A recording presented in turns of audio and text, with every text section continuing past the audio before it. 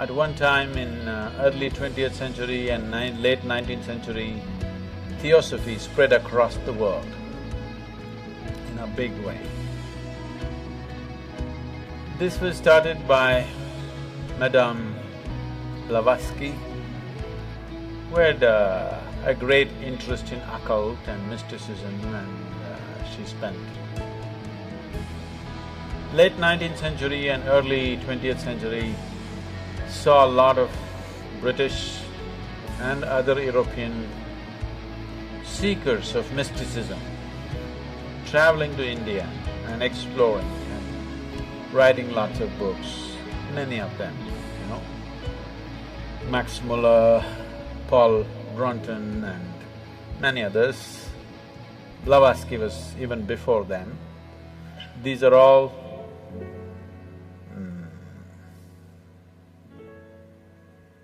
explorers of mysticism. It was, in those days, not like going to some place to learn, it was an adventure that you really have to take off on a horseback and go to a strange country, battle all kinds of things, try to meet the right kind of gurus, and it was a whole adventure. So they put themselves through all this. Madame Blavatsky traveled to all kinds of places. She went to Tibet, she went to India, and then she came down to Tamil Nadu and set up the Theosophical Society out there, which still is there. And then their dream became to produce a perfect being project. Then they unearthed this information.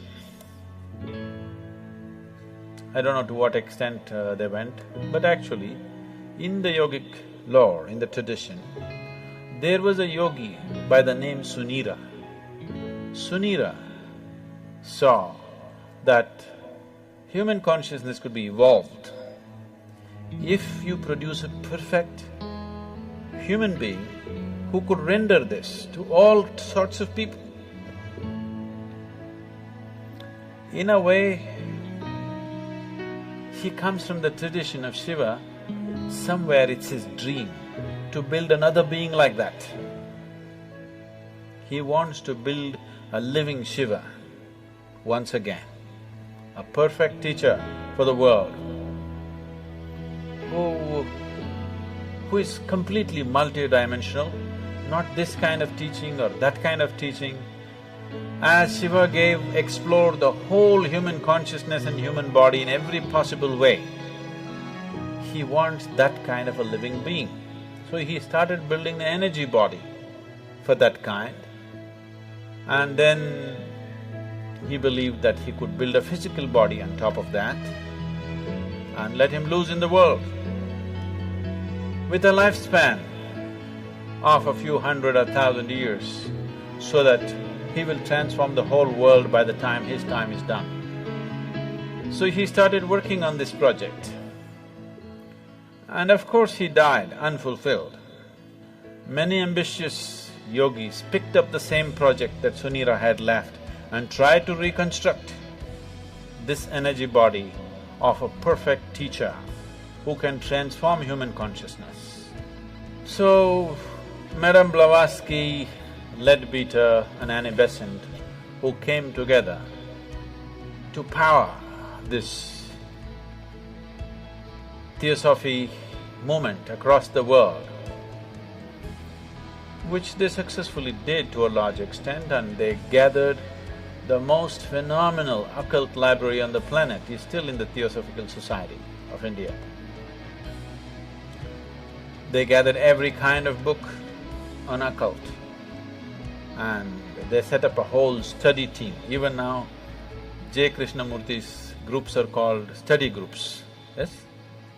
Study circles or study groups, say, because these study groups were set up by Annie Besant and Leadbeater. These are brilliant intellects, no question about that. But they have no inner experience, but they have gathered phenomenal amount of information.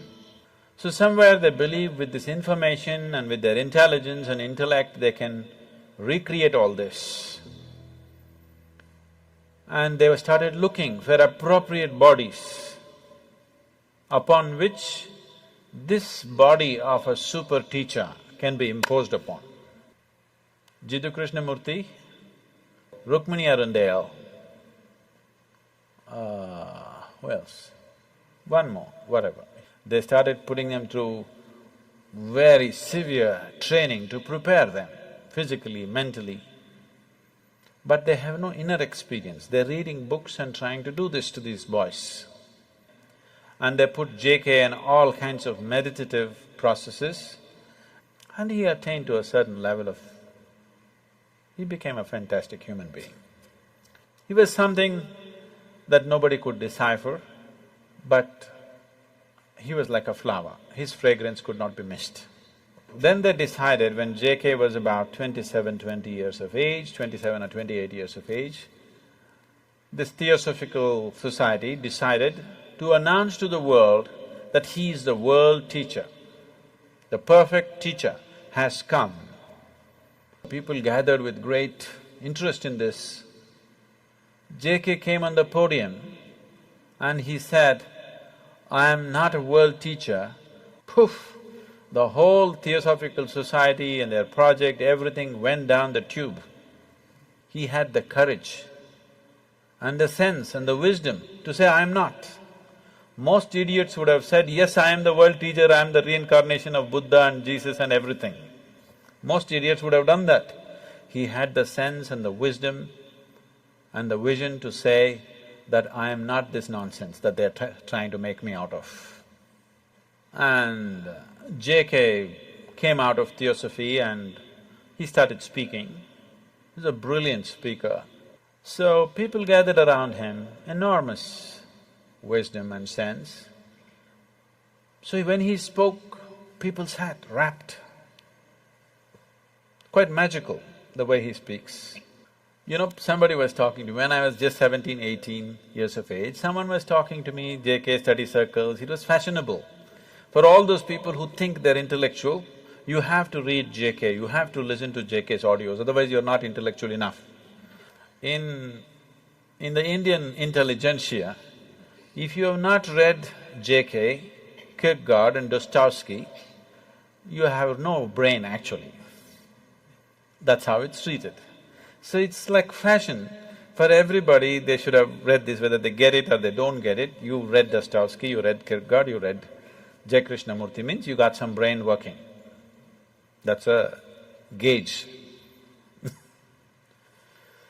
So people were talking, JK, he's something every Saturday afternoon, they have a study circle where they play some audio tapes and his books are there and things. Some of my friends invited me and I went. So they were playing a short video. The man was sitting like this is the first time I'm seeing him, the first time I'm listening to him. He was still alive at that time. Just the integrity of the person is spilling all over him.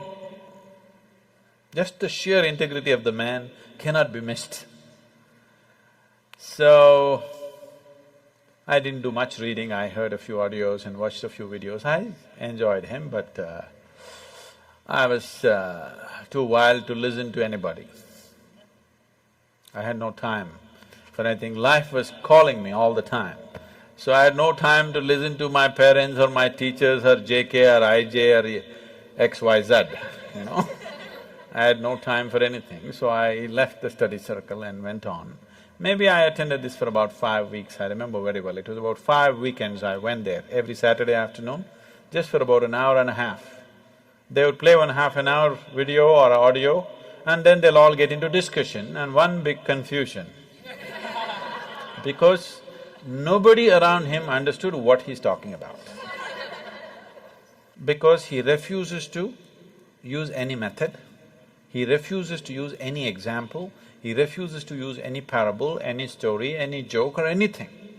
This is just intellectual dissection. This is called as Gnana Marga. This is pure Gnana Marga. Gnana means the way of the intellect.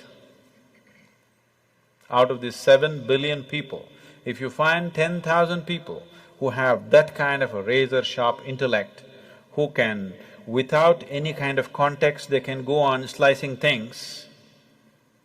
You will not even find I don't think you'll find 10,000. Maybe you'll find 1,000 people. And those 1,000 people may not be interested in the spiritual process. They may be trying to slice through the stock market, they may be trying to slice through something else.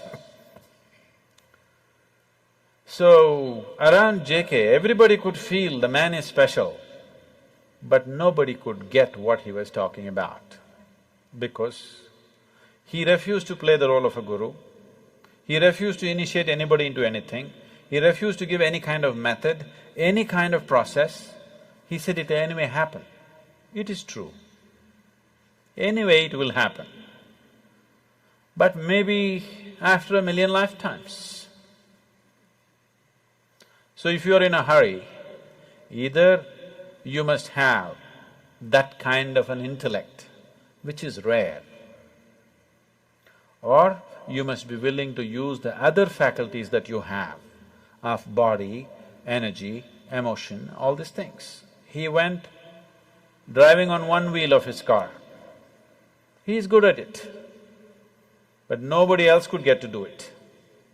Fantastic human being. When he was there was a fragrance, when he's gone, only books, because there's no living process. So Khalil Gibran said about J. Krishnamurti, when I walked into the room, JK was sitting and Khalil Gibran went to meet him. He said, when I walked into the room, I walked into a wall of love. It just hit me in the face. See, you would never associate JK with love. He's not a loving man. That's not how he looks. He's like this.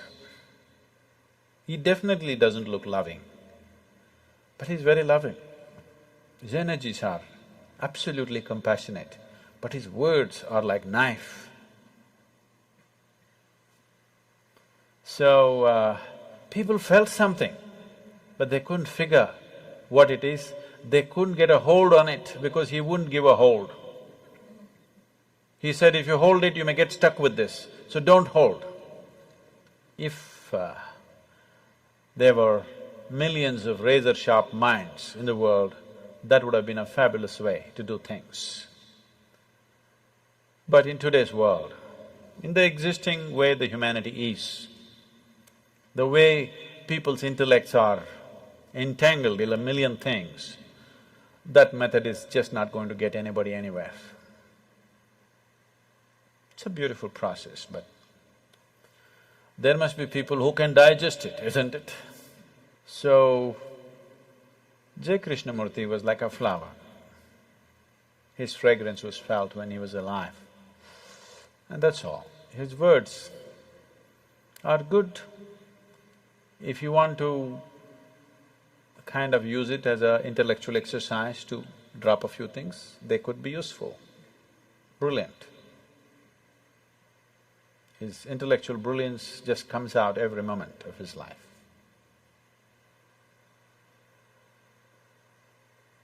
He started a few schools, which are wonderful schools, which are still on. I must tell you my association with him. When I went to this,